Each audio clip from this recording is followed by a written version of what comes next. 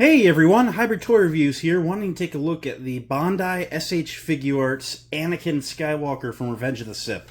A super good looking figure. This came in stock from Amazon Japan on a crazy markdown down to $50 for like 2 hours a month ago. And it took about a month to get here, but super excited to finally have this in the collection. It's my first Star Wars Figuarts, so let's get into it and see what we're getting here. Crazy excited.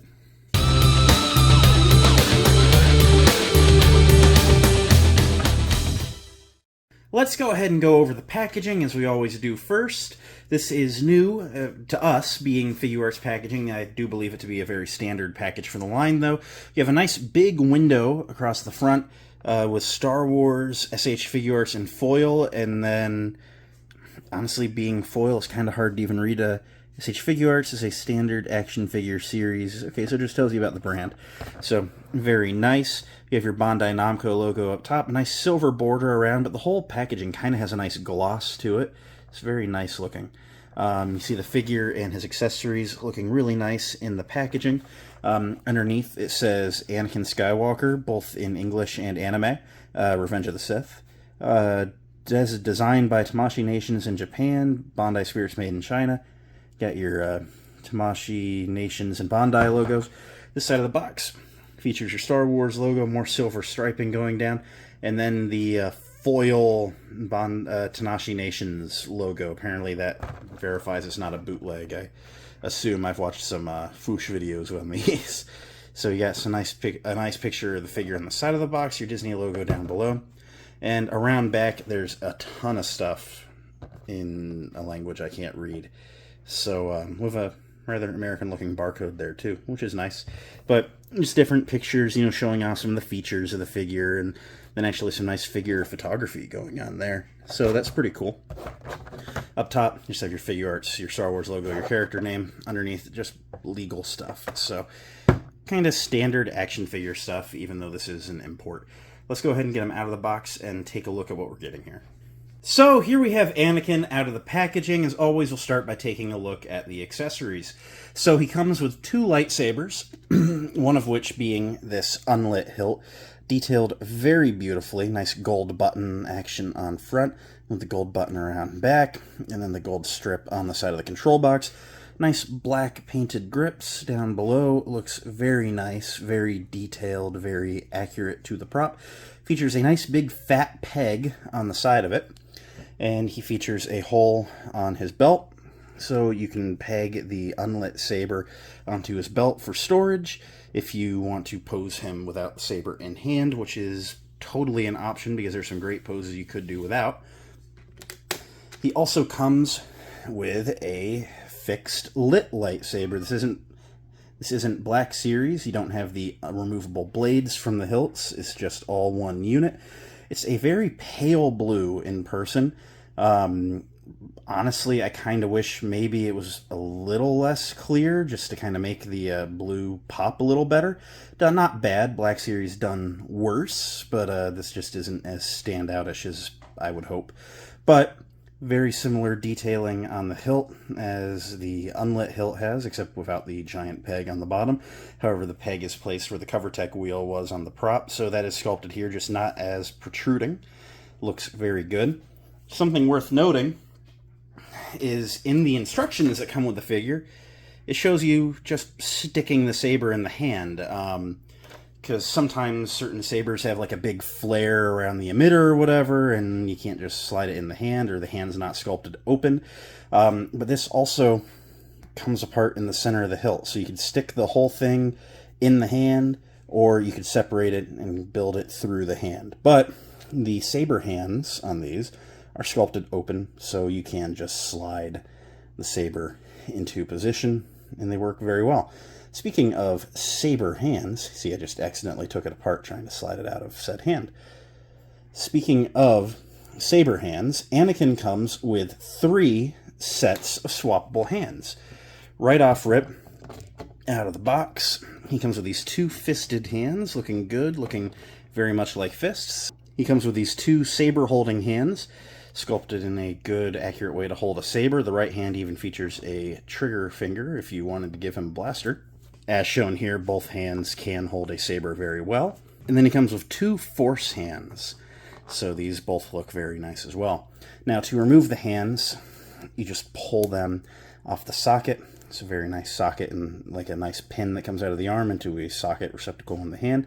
Now this pin can also rotate. So instead of having like the Black Series where it's like a vertical up and down or in and out, you can have up and down, or if you can get the pin to rotate in there, you can then have in and out. So that's nice that you can actually rotate that into varying positions. Now, beyond just having swappable hands, you also have these swappable faceplates, which are really neat. So right off rip, out of the box, he comes with a neutral face. I mean, it's a good-looking face. It's definitely battle-worthy. He's not calm. You can tell he's, getting ready to amp up for a fight or something. Then he comes with this swappable face of like a battle cry, and honestly it looks a little bit extreme, but when you pair it with like force push hands or like a nice big saber swing, it actually looks pretty good. I wasn't really digging it from the I wasn't really digging the expression on it from the promo photos of the figure, but having it in person, I find myself using it a good bit. The one I don't really find myself using is the Sith eyes. The eyes are painted very nicely, but it's just such a blank expression. Like, this needs a battle cry or a frown or like gritting teeth or something. And it's just like, meh, I got Sith eyes. I'm chill. Like, he's just not really feeling any sort of expression here. Now, the instructions show, as far as changing the head on this, or the face on this, that you can do it with the head connected to the figure. I find that I struggle with that, and the head pops off very easily. So I like to pop the head off and then pry it, and you see the hairline kind of seams away there. And there you go. That's the connecting thing here. You got a bunch of pins in there. And then if you wanted to put the new face on, it's the same thing in reverse. I found that the screaming face, you can see the seam, but it's not very bad. That one works very well, and the neutral face out of the box looks very well, or works very well. But the Sith eyes, just something about it, it's like there's like too much wash on the front, so it actually seems to accentuate the seam more than any others. So, or it doesn't nest as nicely. So beyond it just being a weird expression for Sith eyes, I just don't really like how it nests. But you see the face that comes right in the box definitely seams in the nicest. So we'll put it back on like so, pushing everything off to the side for now. So let's talk about why I picked this up. Because typically I'm not an SH Figuarts person. I'm not against imports. I've just never really collected any. And honestly, it's because of how bad Hasbro's attempt at Anakin is. I really gotta say, I don't like this figure. This was a bad figure in 2013. It is a bad figure today. And I have it on pretty decent authority that Hasbro has, or the Star Wars team has suggested this at team board meetings, whatever, and they're told don't do a new head-to-toe Anakin because the prequels don't sell. And that's absolute bullshit. Just because the overpriced Black Series Jar Jar Binks that wasn't even really that overpriced didn't sell doesn't mean that prequels don't sell. Clone Troopers always fly right off the shelves, so don't give me any of that. Anakin needs a new head-to-toe in Black Series, but now, I gotta be honest, I'm so impressed with the Figuarts that I don't even want this Anakin anymore. I don't want to play with you anymore. I don't even want a new Anakin. Hasbro could never outdo that. So yeah, this Anakin, nah. Setting him off to the side. Let's just look this figure up and down. And so as mentioned, we've gone over the face really well. There's a lot of really nice sculpt work in the hair. Looks very good. The tunic appears to be very layered. And actually these are kind of like rubber overlays. So it really gives the costume a lot of depth. Just a lot of great fabric sculpting going on. Some amazing sculpting on the glove there. The tunic underneath has a very nice lined sculpt all throughout. It's just very nice. Pouches and buttons and greebles on the belt. It's just excellent, excellent. There's not really much bad to be said here. The inner skirt is plastic. It's not fabric like Hasbro's, but it's a very rubbery plastic, so it just gets out of the way for splits. Sometimes I've accidentally, when posing it around, gotten the inner skirt to lay over top of the front like tabards. You just gotta work it back into place. They're very soft rubber, and I'm very keen on it. One thing that I keep kind of catching myself on is he has drop-down hips, right? So basically the ball that comes out on the post that the leg pops on, the post hinges down, but I've found myself in moving the figure, the leg comes unsocketed at the hip very easily, and I've had times where I'm just sitting here posing him at the table, and it's just unclicked while I'm working on it. It's a little disconcerting. It always goes right back on, and so I don't really have anything awful to say about it as he tips over. But I will say it happens a lot, so I feel it's worth acknowledging. Let's go ahead and run through some articulation here. So he has some phenomenal articulation. He features a double barbell neck, which Hasbro has recently adopted, but Figuarts and other import companies were the first ones, without popping the head off the joint. He can look up that far, which is really nice. Combining the joints, he can go that far down, which is excellent. Of course, he can turn his head and get a lot of pivot. The arms come up to a T-pose. They get a little squeaky. It's just like the rubber tunic overlay on the arm. It's not a big deal. There's a good butterfly joint in there, and 360 at the shoulders, but this tunic hangs out a little bit, so like you can't really get him looking going straight up. It's always up and out. He features single jointed elbows that can go well past 90 and then rotate at the elbow. And one thing on the glove arm, it just is what it is. It works very well. You do have the kind of Figuarts like disc joint system showing. That's just the cost of having the Figuarts, but it works out okay enough. On the sleeved arm, it is possible in you moving it to make it go very gappy on you.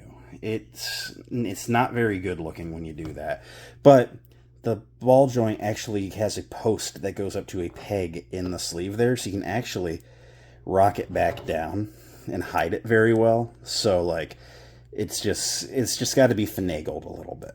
But this arm can also go a little past 90 and rotate at the elbow when you're not de-socketing it.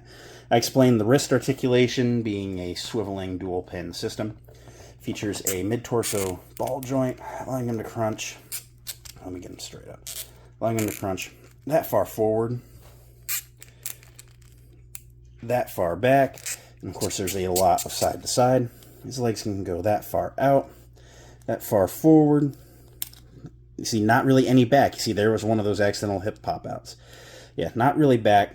You can get some up and down on that hip, makes him like I don't know, an eighth of an inch taller maybe. So not there. That's the one leg extended all the way down, the other pushed all the way up. So yeah, not a huge amount. Single jointed knees can go a little past 90, not really rotate at the knee while fully bent, not really rotate at the knee at all. Features a upper thigh rotation in there on that ball joint though. The feet can point a little down, pretty far forward. There's a forward facing pin for rocker, allowing some pretty decently, like pivot. And then there's actually a toe pivot, which can go that far up. And it can also go down, although it breaks it up a little bit when it goes down. So yeah, as far as articulation, he's amazing. He can do basically anything that you could ever ask from him, and I'm really happy with that. To do a quick size comparison, here is a 332nd Clone Trooper. As you see, he stands a little bit taller than Anakin. Probably not, he's probably just a touch small for scale with Black Series, but I think it works. Here he is next to the Jabeam Obi-Wan. And the Figuarts is still a touch taller than Obi-Wan, which I feel is still accurate. So, and I think, let's try and do that is with hip extension up. Again, it doesn't add a whole ton, but I think as long as he's still taller than Obi-Wan, I can work with it. Look at that pose. You could never do that with a Black Series Anakin. There's some Black Series figures that can definitely do dynamic stuff, but this is insane. Do I recommend the Figuarts Anakin? 100%. Amazing addition to the collection. It will top anything Black Series Anakin could ever possibly do. And that's including any future Black Series Anakin releases too, if they ever actually get the board to say, yeah, let's do it. Like, this can... It's weird, right? So, a Black Series Anakin in the future isn't going to have swappable hands. I'd say it won't have swappable faces, but we did end up getting the Sith eyes on the first version, so maybe that would be in the cards. But, you know, the Force hands and the screaming face and just being able to swap stuff out gives you these, like, display options that you would never get, you know, with, like, a mass-produced Hasbro figure. And I'm not bashing Hasbro. I'm not going to be one of these Figuarts guys who's like, this is what, you know, the Hasbro's garbage. No, Hasbro has its place. That was $20. This is going to be like $75 on average.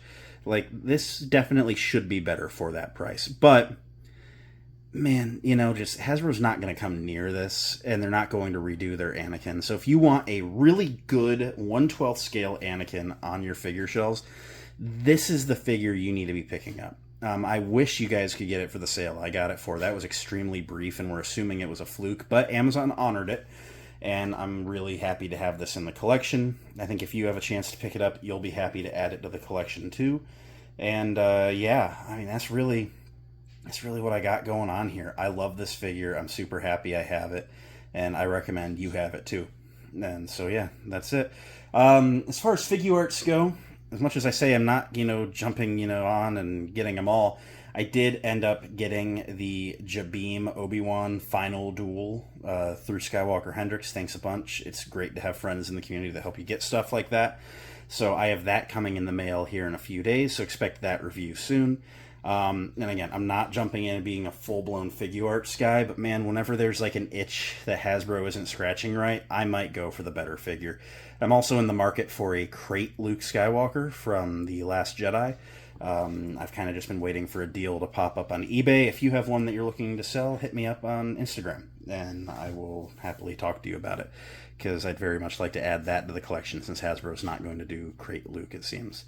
So, thanks for watching. It means a lot that you did. If you enjoyed, leave a like, comment, subscribe, all that end of video stuff. I'm going to go work on something else. So until next time, may the Force be with each and every one of you, and goodbye.